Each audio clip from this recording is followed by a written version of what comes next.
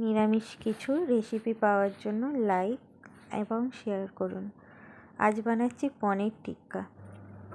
পনির, জিরে গুঁড়ো, ধনে গুঁড়ো, কাশ্মীরি গুঁড়ো লঙ্কা, নুন,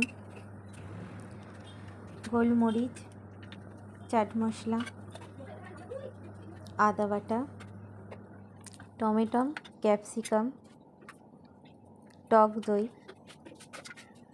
চিনি,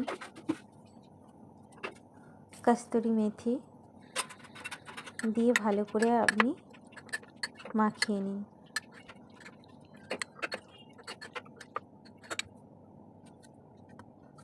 দু চামচ কর্নফ্লাওয়ার দিয়ে আবারও মাখিয়ে নিন। এবারে টুথপিক নিয়ে একে একে সাজিয়ে নিন। টমেটো, ক্যাপসিকাম, পনির, আবারও টমেটো, এইভাবে প্রত্যেকটি সাজিয়ে নিন।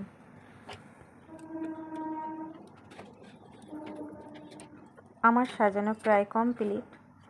আমি এবার একটি টোস্টারে আজ আমি টিক্কাগুলো করে নেব। প্রথমে মাখন লাগিয়ে তারপর টিক্কাগুলো পরপর সাজিয়ে ওপর থেকে আবার একটু মাখন দিয়ে দেব।